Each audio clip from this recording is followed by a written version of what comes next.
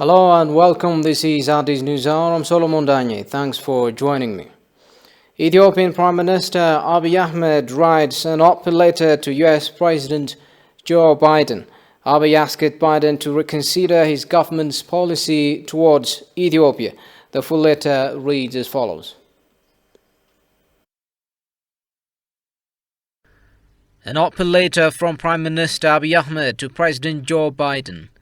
Dear Mr. President, as I write this open letter to you, it comes at a time when innocent civilians, including women, children and other vulnerable groups in the Afar and Amhara regions, have been violently displaced, their livelihoods disrupted, their family members killed, and their properties as well as service-giving institutions destroyed intentionally by the TPLF.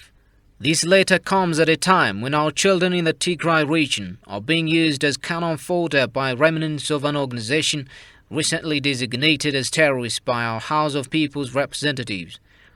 Children of a post-war generation that have held high hopes in the possibility that their lives would be distinctly different from that of their parents, whose lives have been marred by the terror of war with the Derg regime and a cross-border conflict with Eritrea in the late 1990s, instigated by the TPLF.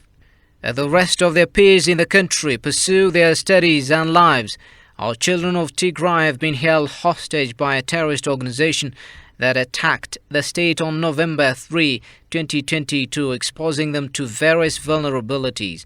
While the use of children as soldiers and participation in active combat is a violation of international law, the terrorist organization TPLF has proceeded and abetted in waging its aggression through the use of children and other civilians. The cries of women and children in the Amhara and Afar regions that are displaced and suffering at the hands of TPLF's enduring ruthlessness continues under the deafening silence of the international community. Unfortunately, while the entire world has turned its eyes onto Ethiopia and the government for all the wrong reasons, it has failed to openly and sternly reprimand the terrorist group in the same manner it has been chastising my government.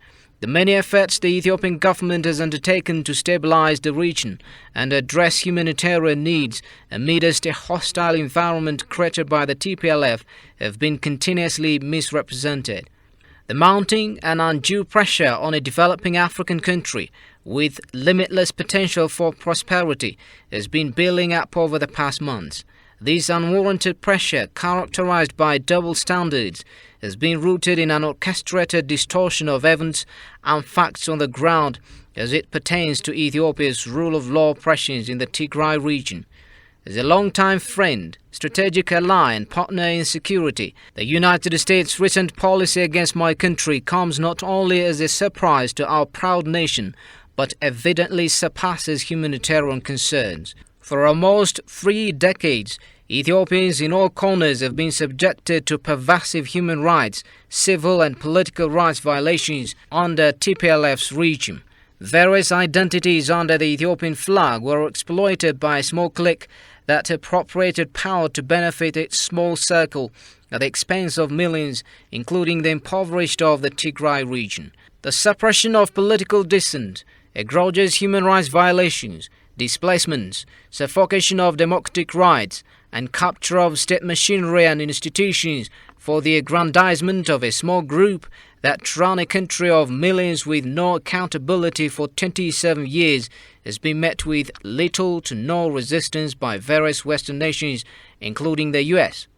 The period 2015 to 2018 that marked Ethiopia's awakening, where the TPLF was disposed from power in a popular uprising, is telling of the stance that millions throughout this great country took against a criminal enterprise that subjugated Ethiopians to oppression and stripped citizens of agency. TPLF's track record of pitting one ethnic group against the other for its own political survival did not end in 2018 when my administration took over the helm of power. It rather mutated and intensified in form, putting on the robe of victimhood while financing elements of instability throughout the country. Now the destructive criminal clique, adept at propaganda and spinning international human rights and democracy machinations to its favor, cries wolf while it leaves no stone unturned in its mission to destroy a nation of more than a 3,000-year history. Although this hallucination will not come to pass, history will record that the orchestrated turbulent period Ethiopia is going through at the moment is being justified by some Western policymakers and global institutions under the guise of humanitarian assistance and advancing democracy. In a demonstration of my people's aspiration to democratize and unprecedented in Ethiopia's modern history, close to 40 million of my country folk went out to vote on June 21, 2021 in this country's first attempt at a free and fair election. In spite of the many challenges and shortcomings the sixth national election may have been faced with, the resolute determination of the Ethiopian people for the democratic process was displayed in their commitment to a peaceful electoral period. Against the backdrop of previous electional periods, in which the choice of the people was snatched through rigged processes by the former regime, the 2021 elections came on the heels of the democratic reform processes we embarked upon 3 years ago. The significance of our 2021 elections is in its peaceful conclusion, demonstrating Ethiopia's new trajectory amidst the global warnings that the elections would be violent. With the Ethiopian people having spoken and affirmed their faith in Prosperity Party to lead them through the next 5 years in a landslide victory, my party and administration with this responsibility at hand are ever more determined to unleash the potential for equitable development these lands are blessed with. We're even more resolute in granting our people the dignity, security, and development they deserve within the means we have, and without succumbing to various competing interests and pressures. And we will do this by confronting the threats to democracy and stability posed by any belligerent criminal enterprise. While threats to national, regional and global security continue to be a key component of US interests in many parts of the world, it remains unanswered why your administration has not taken a strong position against the TPLF, the very organization the US Homeland Security categorized as qualifying as Tier 3 terrorist organization for their violent activities in the 1980s. In the same manner that your predecessor led the global war on terror, my administration, supported by the millions of Ethiopians thirsty and hungry for their right to peace, development and prosperity, are also leading our national war on terror against a destructive criminal enterprise, which poses a threat to both national and Horn region stability. Ethiopia has remained the US staunch ally in fighting the terrorism threat of Al-Shabaab in the Horn. It is our expectation that the US would stand by Ethiopia as a similar terrorist organization with hostility towards the region threatens to destabilize the Horn. Mr. President, the American people that have supported the US government's global interventions under the pretext of democratization would be hard-pressed to know that a small, impoverished, but culturally, historically, and naturally rich nation in East Africa embarked on its own democratization path 3 years ago. However, the American people and the rest of the Western world are being misguided by the reports, narratives, and data distortions of global entities many believe were driven to help impoverished countries like mine, yet have in the past months portrayed victims as oppressors and oppressors as victims through partisan narratives and bankroll networks. History always smiles upon those who have stood for truth, and so I am certain that truth will shine upon this proud nation Ethiopia. Many Ethiopians and Africans looked with optimism at your ascent to the presidency earlier this year. This optimism has been rooted in the belief that a new dispensation for Africa, US relations, will materialize in 2021, and that your presidency would usher in respect for the sovereignty of African nations and nurture partnerships based on mutual growth and in-depth reading of context. African nations that have broken free from the shackles of colonialism starting from the 1950s have continued to resist the chains of neocolonialism that is manifesting itself in various overt and covert ways. Despite escaping the yokes of colonialism, Ethiopia now struggles with its mutation. As a founding member of the United Nations and the Organization for African Unity, now African Union, Ethiopia remains a proud nation that through its sons, daughters and kinship with other African nations is determined to meet our current challenges with a resilient and indomitable spirit that defines this great nation. Developing nations like Ethiopia have been expectant that a new course in the US's foreign policy will be charted, departing from the influence of individuals that have entrenched themselves into the policies of other nations. A foreign policy that can extricate itself from decisions made based on key policy makers and policy influencers, friendships with belligerent terrorist groups like the TPLF and the narrative distortions of lobby groups. We've seen the consequences and aftermaths of hurried and rash decisions made by various U.S. administrations that have left many global populations in more desolate conditions than the intervention attempted to rectify. It is essential to point out here that Ethiopia will not succumb to consequences of pressure engineered by disgruntled individuals for whom consolidating power is more important than the well-being of millions. Our identity as Ethiopians and our identity as Africans will not let this come to pass. The humiliation our ancestors have faced throughout the continent for centuries will not be resuscitated in these lands upon which the green, gold and red colors of independence have inspired many to successfully struggle for their freedom. God bless Ethiopia and its people. September 17, 2021. I'm now joined on the phone by Dr. Jonas Adaye, head of the Institute of Peace and Security Studies with the Addis Ababa University, to reflect on the PM's letter to President Biden. Good to talk to you, sir. Hello, good evening. Good evening. President Biden signed an executive order imposing targeted sanctions on all warring factions.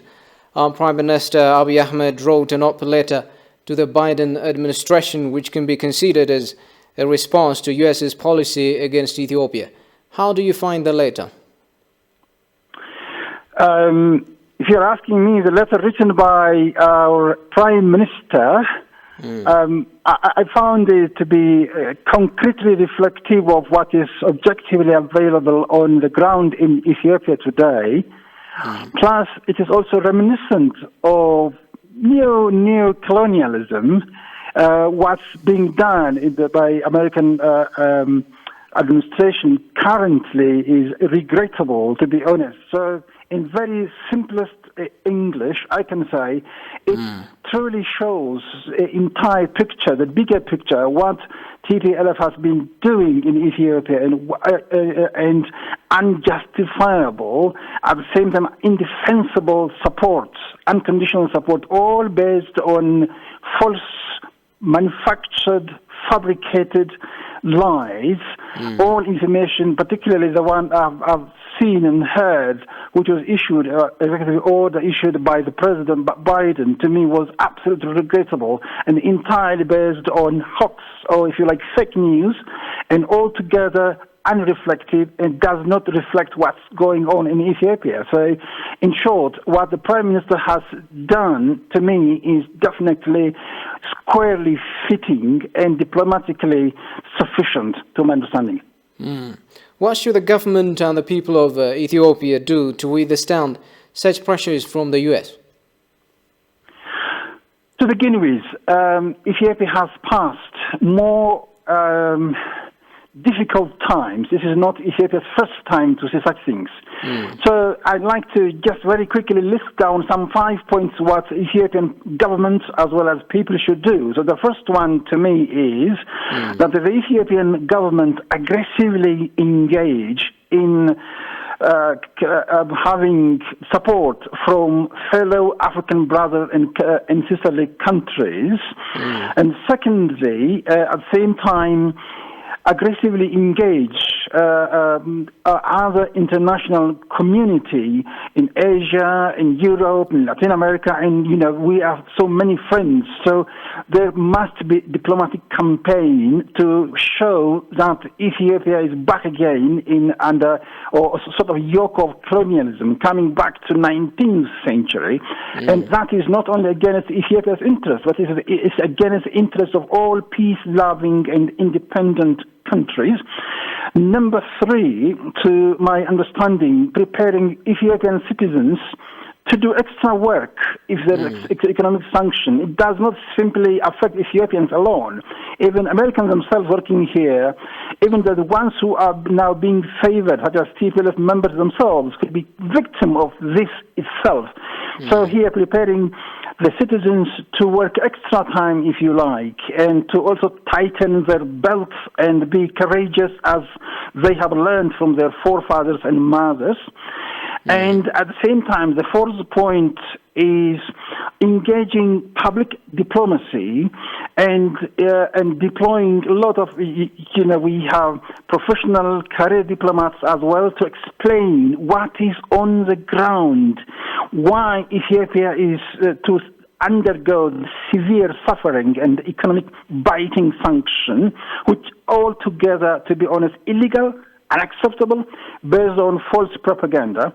And finally, again, very much linked to the second point, is that educating the public that they are under new colonialism and that they should rally behind the government as they did during election 2021, green legacy, and feeling the second round of GERD, or Great Ethiopian Renaissance Dam, so that this is a people's agenda. It is not simply the government's or the regime's or a person's or individual's agenda, but it is Ethiopia's agenda. It is, if you like, Africa's agenda, and all human race, that peace-loving countries.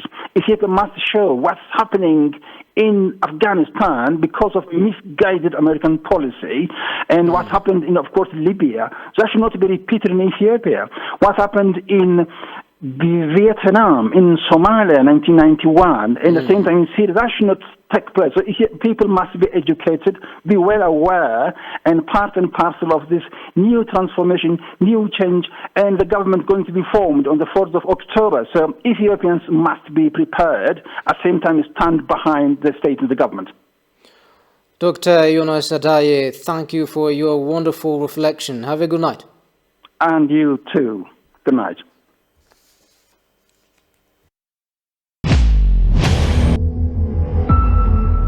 Iran and Ethiopia both are very important countries located in the important strategic location.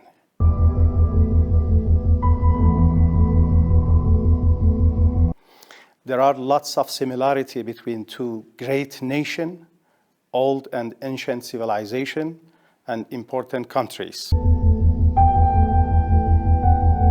In fact, the sanctions and pressure exerted by United States against my country is basically because of the tyrannic and imperialist nature of the United States regimes.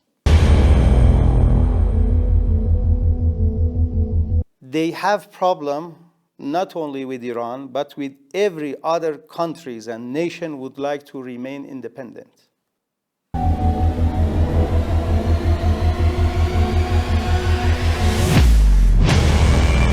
Many countries in the Middle Age were affected by the terrorist activity of the Daesh. Who created Daesh?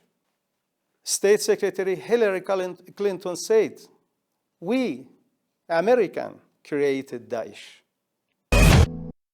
Hundreds of aid trucks have not returned from Ethiopia's war-hit Tigray state. The UN said on Friday their disappearance is the primary impediment to ramping up the humanitarian response. The United Nations team in Ethiopia confirmed that none of the 149 trucks in the convoy that reached Mekelle, Tigray regional capital last week, returned. For more on that story, here is Haptam Ashagre. The disclosure from the United Nations World Food Programme comes amid rising fears of starvation deaths in Tigray, where the UN has previously estimated that 400,000 people faced famine-like conditions.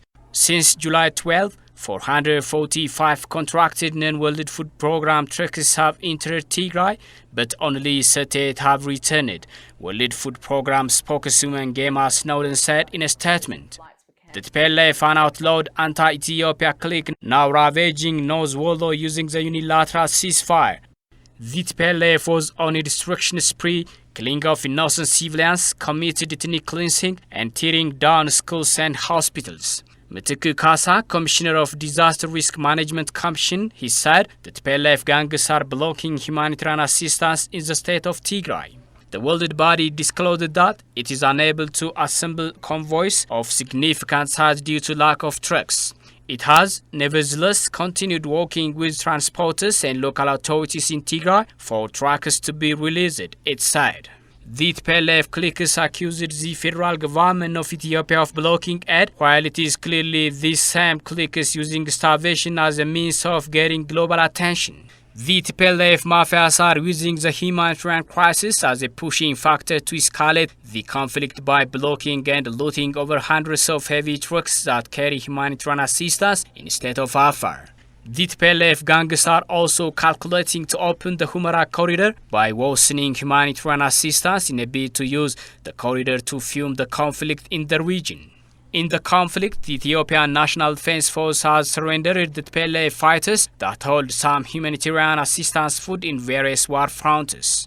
UN Ethiopia team reported that none of 149 truckers in a convoy that reached Mekelle, Ethiopia last week returned. Only 38 out of 466 truckers that entered Tigray since 12 July were returned. The global body is facing the shortage of truckers so as to deliver life-saving assistance to vulnerable people of Tigray. In spite of all this, the Westerners and their media institutions have not bothered to condemn the recent acts of aggressions and mass killings committed by the TPLF. It is to be recalled that the Ethiopian government urged international humanitarian agencies to swiftly enter Amhara and Afar to help the displaced, adding the condition in North Wolo has reached a critical level.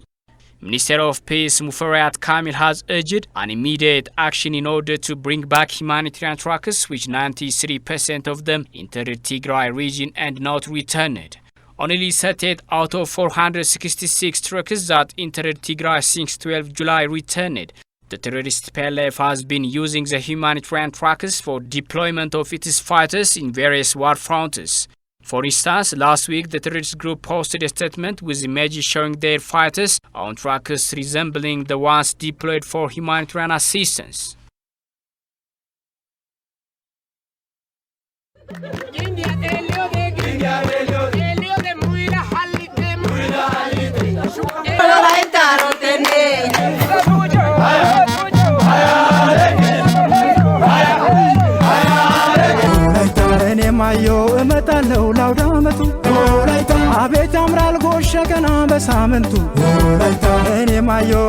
ቀን የዝግጅት ጊዜ ነው 15 ቀን ደግሞ የመዝናኛ ጊዜ ነው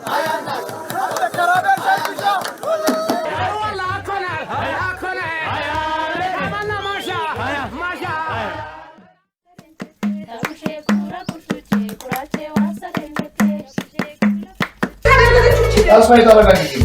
Yetina bilut. Yazam tejo. Wala tani. Wala tani.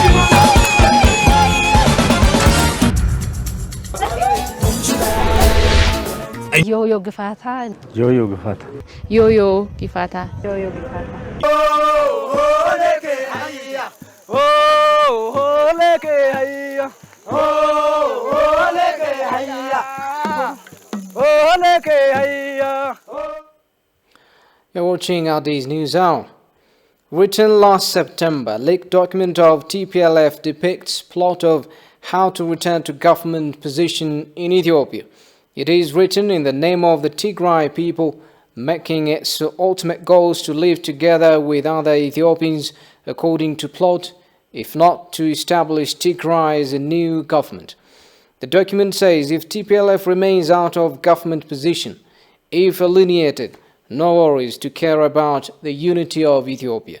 It tries the return to power by dual means, to use dialogue to win enemies, if not ensuring ambitions by gunpowder. Daniel Casaunasmo.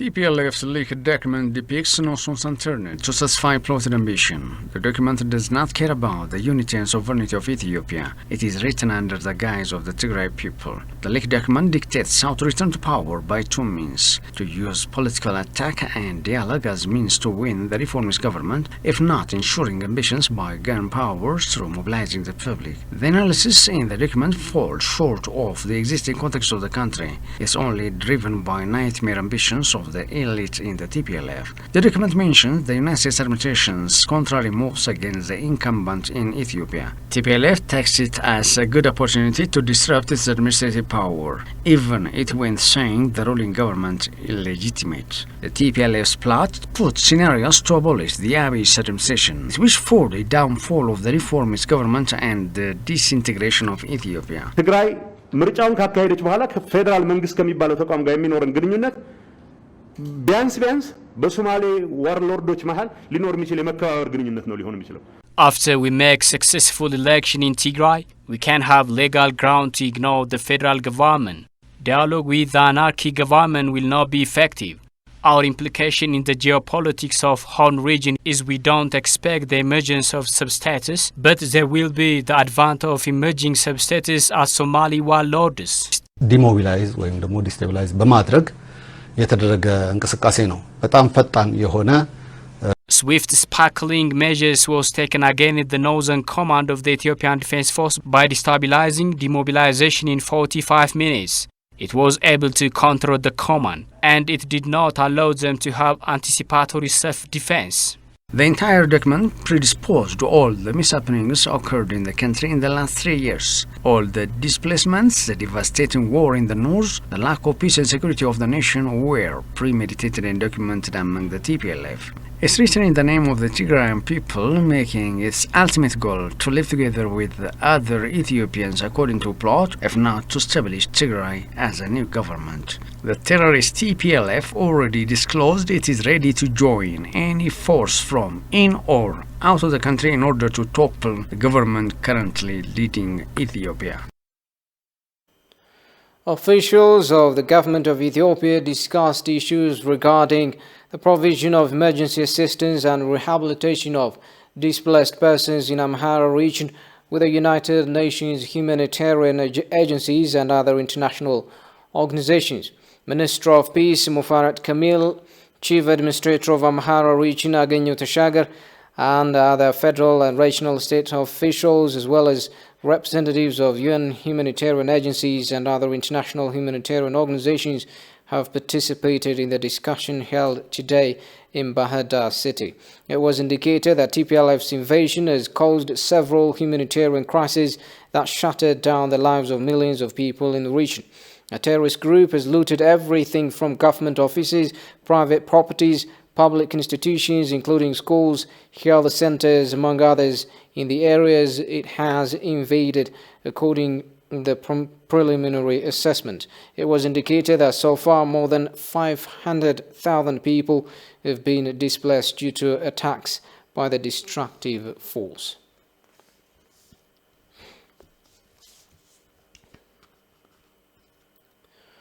Media, communication and defense leaders visited areas free of the terrorist group in South Gonda and North Gonda zones. During their visit, they underscored that the brutal attacks of the TPLF clique were very severe, and henceforth to overthrow this mafia, Ethiopians across the nation should work hand in glove. Kasan Jane reports. Media, communication and defense leaders visited areas free of the terrorist group in South Gondar and North Wollo zones. ወታደር ያልሆኑ ሲቪል ወጣቶች የመጨፍጨፍ ዘር የማጥፋትን ስራ They are not soldiers. The civilians were brutally killed, and cleansing ethnic and many more have been shown by the TPLF terrorist group practically. This should be witnessed by all Ethiopians coming here and try to attempt to dismantle Oyane gravely forever. የገጠመን ጠላት እንደምታውቁት ምኑንም ነገር መጀመሪያ ከድንቁርና ነው የሚነሳው አገሪቱንም ታሪክ የሚያውቅ አይደለም As you know, the enemy we face is something a devil. They are blunt from the very beginning. Their end is also devilish and blunt again. Such heinous acts could not be done by a healthier person. They are still very blunt, and that's why they are distracting even the ancient science with heavy weaponry. All that we observed indicates as a distraction. During the occasion, there was an elicitation to the media leaders by the army leaders that the TPLF terrorist group will be subjected to the grave forever. ግንባሩ ከሆነ ያው ሁላችን ግንባር ነው ያለነው እናንተም ግንባር ነው ያላችሁ መሃል ነው ያለነው If it is about the front, we all are found here in the war front. It remains a struggle to obtain a great victory. We would like to welcome you all. I appreciate the media and communication team for your visit. Do not doubt that the tourist PLF will be buried, but also everyone around the tourist group will be ashamed. You showed your solidarity with the heroic defense forces. I witnessed the public's cooperation and support for the army. Ethiopia is a big country, and it will not be inferior to a small group of terrorists. The heroism of the place is still gratifying.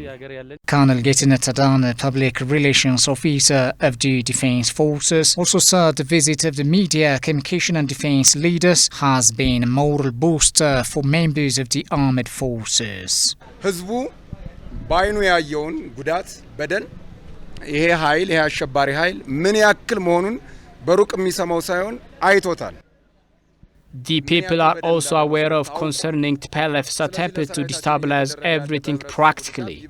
The support of the people of Amhara is promising and should be commended and continued in the fight against the terrorist group in a coordinated manner. As you have observed this so far, cattle are contributed to the army. The media and communication officials are playing their role by exposing the terrorist group to the international community.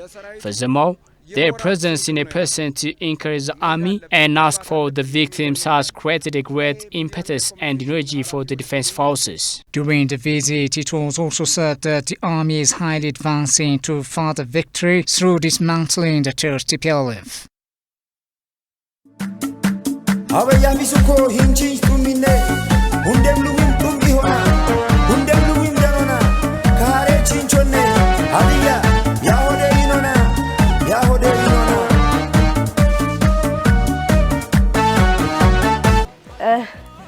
በሀዲያ ብሔር የሴቶች ሙያ መለኪያ ዋናው አተካና ነውና ይሄንን መስራት ካልቻልሽ ባላታገኝም ቢያገባሽ ራሱ ይፈታሻል ነው ይያሉኝ ያሉኝ እና ለሁሉም ድርሻ አለው በመስቀል ላይ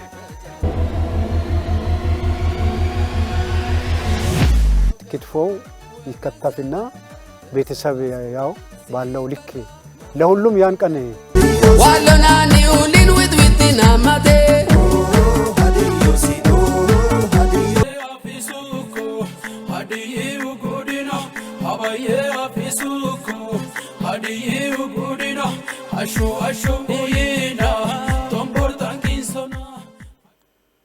Archbishops and bishops of Ethiopian Orthodox Tewahedo Church drawn from 11 dioceses in America and Canada met with members of the U.S. Congress. According to a statement released by the archdioceses, the discussion was conducted in their working visit in Washington to State Department, U.S. Senate and House of Representatives. The archbishops briefed U.S. officials with the destruction caused by the attacks perpetrated by the terrorist TPLF in Amhara and Afar regions and the humanitarian relief in Tigray region, the statement said. The archbishops urged the Biden administration to adopt balanced policy on Ethiopia and work to maintain the century-old relations between the peoples of Ethiopia and the United States. U.S. officials, on their part, emphasized for peaceful resolution of the conflict and promised to help solve the problems in Ethiopia, the statement added.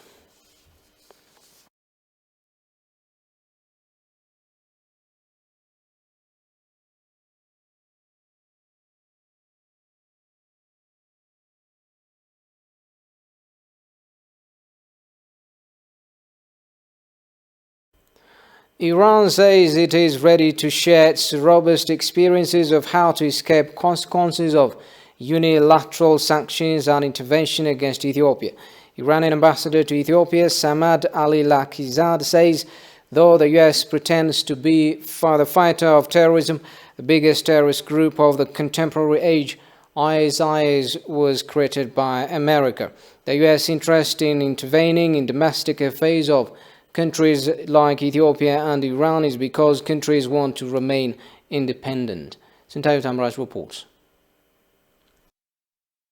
Some 76 years back, cognizant of the painful lessons of the two world wars, nations founded the international system with the United Nations at its center, which has ensured the overall international peace and development for more than half a century. But today, the world cannot help but notice that a very few countries, still indulged in hegemonic thinking, continue to meddle with other countries' internal affairs and frequently resort to unilateral coercive measures such as economic blockade, embargo, and sanctions on other countries' nationals. And such unilateral sanctions have become a political virus threatening the world's peace and stability. In line with this, the US is #1 actor in unilaterally sanctioning many countries all over the world, and its interest in intervening in domestic affairs of countries like Cuba, Ethiopia, Iran, or any other country across the world is because countries want to remain independent, use their own resources, their own policy to prosper. They have problem not only with Iran, but with every other countries and nation would like to remain independent.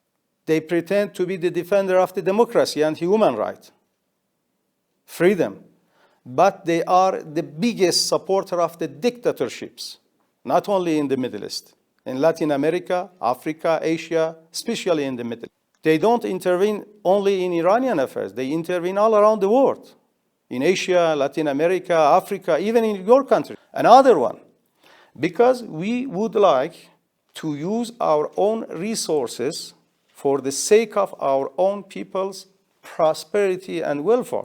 Although the US still pretends to be the protector of human rights, fighter of terrorism, and peace builder, it's the co-founder of the biggest terrorist group of the contemporary age, ISIS, the ambassador said.